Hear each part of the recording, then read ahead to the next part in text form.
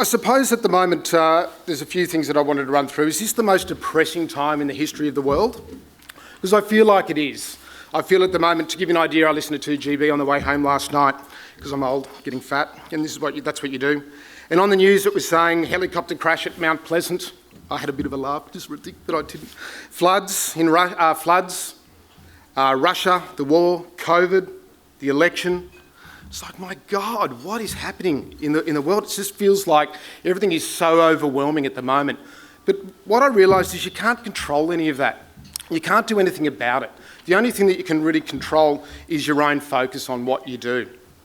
If we look at the market right now, if the way that you listed property in the back end of 2000 last year, in September, October, it can't be done that way now. You used to go in, you used to almost know when you got that agency agreement, you're well on your way. You're well on your way to getting it done. And now with things that is taking a lot longer, you've almost got to breathe and set back. If you set that deadline of the auction in 4 weeks, you're putting this enormous amount of pressure on yourself. And what I realised a few weeks ago, I've got a couple of coaches that I work with, and I was a little out of control. I was like, oh my God, I was overwhelmed, had a lot of property on the market. And the coach that I used sort of said, breathe, there's no deadline for this.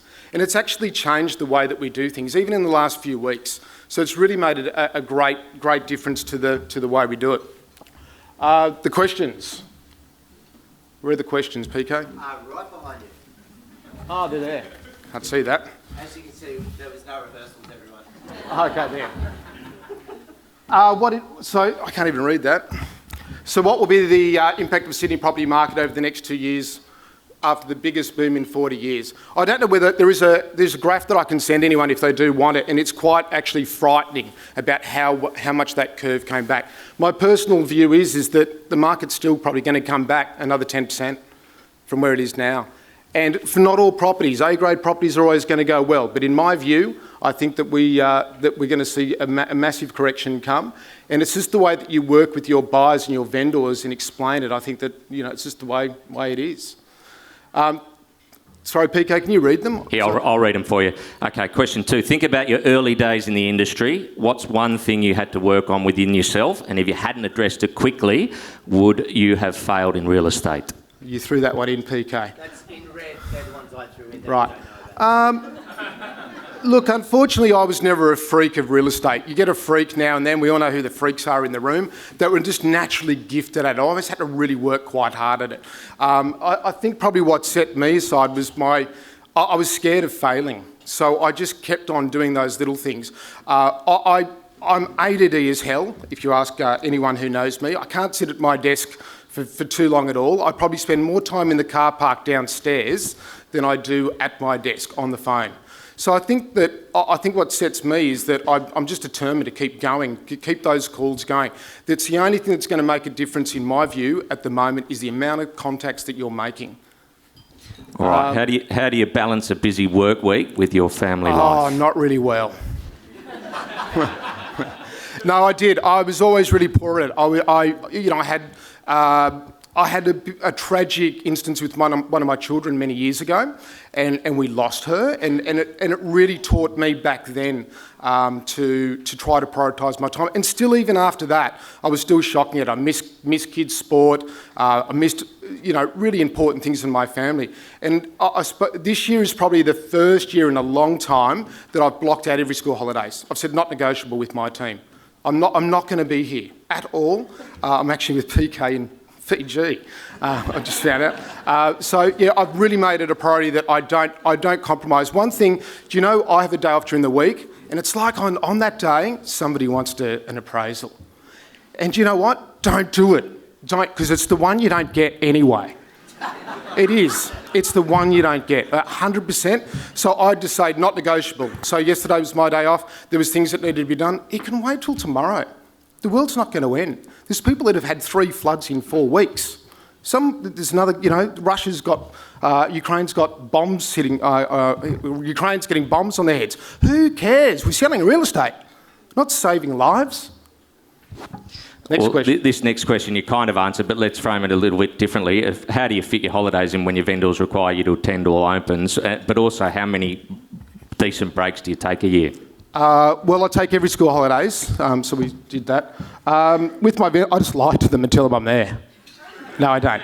I tell them... No, I don't. I actually tell them that I'm not there. And if you set the process up well with your good team, there's no reason for you to be it. I mean, I know there's plenty of agents in here that actually don't do open houses anymore. And I haven't mastered that yet. I'm still trying. But I don't think you are required on every listing. But as long as you're frank with your vendors, I don't have any issues with those at all.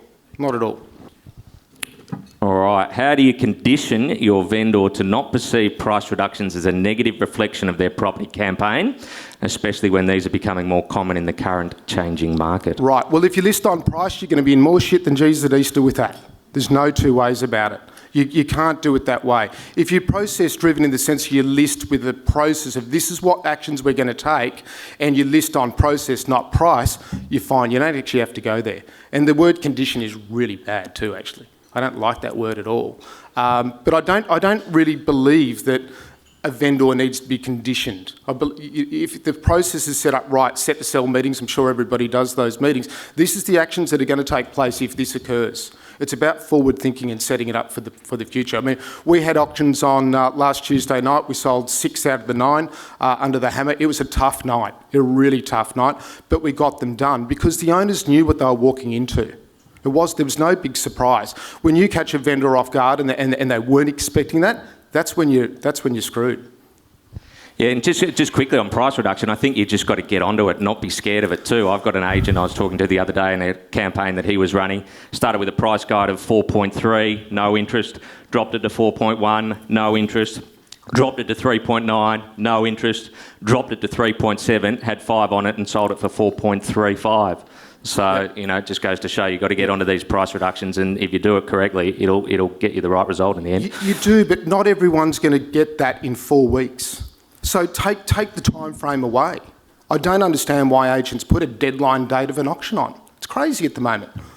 You can't, some vendors are not going to be managed into that, corral them into there in 4 weeks. It could take you 8. I know why they do, because I need to be employed. Number 6, moving right along. What wisdom would you share with the young guns in the audience? Definitely read. I don't know whether anyone's seen this book before, The Man's Search for Meaning. Has anyone read this book? It is a fantastic book. And you talk about struggles that we all have as agents. You know, this gentleman, Viktor Frankl, it's an amazing book. This is the only book I've read in 30 years. I hate reading. It's horrible. I hate reading to my kids at night. But this book, I would definitely read this book. It's about a gentleman that was in a concentration camp and the way that he basically internalised and coped his coping mechanisms to get through that. It's a really great book. So I brought it up here because I'd say I'd encourage you to read it. It's a great read. It's only taken me 3 months to read it. Yeah. How do you motivate your team in a challenging market? Money. No, look, I think it is difficult. I mean, my personal team, I believe, are probably given the most generous commission structure in the industry. There's no two ways about it. So they're incentivised financially, but also I spend more time with my team than I do my family. I love them. If one of them left me or there was an issue, I'd actually be quite devastated because we've worked really hard. My success, I mean, I wrote well over $3 million last year, and that was them, not me. I was there, but they facilitated and helped that. So they're part of my family, so I treat them as my family, and that's how I motivate them, and we're all together. We're in this together. We're in the trenches together through the goods and the bads, and we've had plenty of bads lately, and we've had plenty of goods lately. So just quickly, while we're talking about your team, what does your team structure consist of? It consists of, so there's me, and then I've got 3, I call them associates behind me, and we've all got different jobs within that team. Nice. All right, last but not least, and then you can talk about anything else you'd like to talk about. What do I look for when I'm hiring a new salesperson? Attitude. That's it. The rest doesn't matter. As long as somebody's got the right attitude, I really believe that anybody can taught this business. It's not a hard business to teach. It's just perseverance. But attitude is the only thing that you look at. Because, as I said, if you listen to the radio yesterday, as I was coming home, it was the most depressing 5 minutes of my life. It's like, my God. You know, I almost rang my wife and said, make sure all the ropes are out of the garage on the way home. was depressing. So attitude is it. It's the only thing that you can really control is your attitude towards the situation right now. Because let's face it, the last sort of really since December, after COVID lockdown finished, it was like the tap just got turned off.